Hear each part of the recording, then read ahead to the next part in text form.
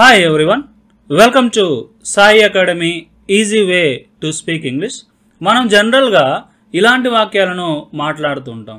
ఆ వాక్యాలు ఏంటో చూస్తే, అతడు తన లాంగ్వేజ్ స్కిల్స్ని సద్వినియోగం చేసుకొని జాబ్ సంపాదించాడు.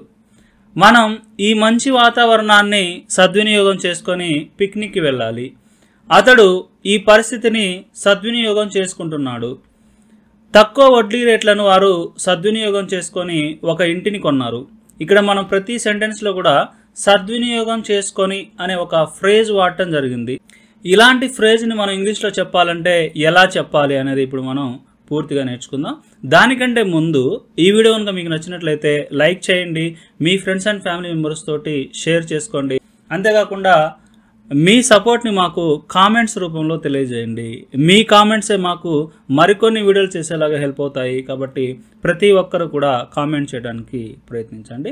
ఇప్పుడు మనం టాపిక్లోకి వెళ్ళిపోతే చూడండి, ఇక్కడ ఒకరు ఒక అవకాశాన్ని లేదా ఒక పరిస్థితిని తమకు అనుకూలంగా సద్వినియోగం చేసుకోవడం అని ఇలా చెప్పాల్సి వచ్చినప్పుడు మనం టేక్ అడ్వాంటేజ్ ఆఫ్ అనే ఫ్రేజ్ను ఉపయోగించాలి. ఓకే, ఒకరు ఒక అవకాశాన్ని లేదా ఒక పరిస్థితిని తమకు అనుకూలంగా సద్వినియోగం చేసుకుంటున్నారు అని చెప్పాల్సి వచ్చినప్పుడు మనం టేక్ అడ్వాంటేజ్ ఆఫ్ అనే ఫ్రేజ్ను ఉపయోగించాలి. ఇక్కడ టేక్ అనేది వెర్బ్, అక్కడ సిచ్యువేషన్ బట్టి టేక్ టుక్గా మారచ్చు, టేకింగ్గా మారచ్చు, ఎలాగైనా సరే మారచ్చు సందర్భాన్ని బట్టి. ఓకే, కొన్ని ఎగ్జాంపుల్స్ చూస్తే చూడండి, ఇక్కడ అతడు తన లాంగ్వేజ్ స్కిల్స్ని సద్వినియోగం చేసుకొని జాబ్ సంపాదించాడు అంటే పాస్ట్ కాబట్టి ఇక్కడ టేక్ అనేది టుక్గా మారిపోయింది అనమాట. Okay, he took advantage of his language skills and got a job.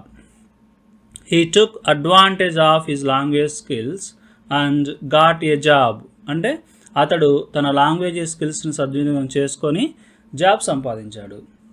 ఇంకో ఎగ్జాంపుల్ చూస్తే, మనం ఈ మంచి వాతావరణాన్ని సద్వినియోగం చేసుకొని పిక్నిక్కి వెళ్ళాలి. మనం వెళ్ళాలి ఎక్కడికి? పిక్నిక్కి. ఎలా? ఈ మంచి వాతావరణాన్ని సద్వినియోగం చేసుకోవాలి ఫస్ట్, తర్వాత పిక్నిక్కి వెళ్ళాలి. అంటే we should take advantage of this good weather and go for a picnic. We should take advantage of this good weather and go for a picnic అంటే మనం ఈ మంచి వాతావరణాన్ని సద్వినియోగం చేసుకొని పిక్నిక్కి వెళ్ళాలి. ఇంకో ఎగ్జాంపుల్ చూస్తే, అతడు ఈ పరిస్థితిని సద్వినియోగం చేసుకుంటున్నాడు.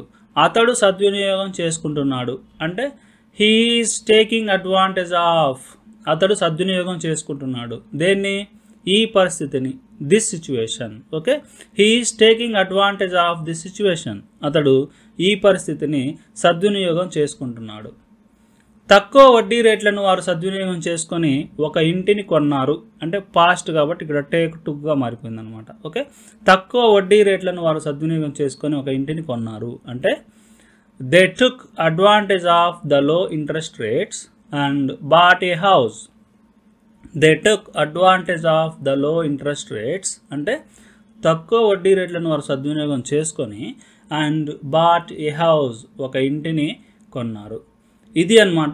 ఈ విధంగా మనం ఒక అవకాశాన్ని లేదా ఒక పరిస్థితిని సద్వినియోగం చేసుకోవడం అని చెప్పాల్సి వచ్చినప్పుడు టేక్ అడ్వాంటేజ్ ఆఫ్ అనే ఫ్రేజ్ని ఉపయోగించవచ్చు.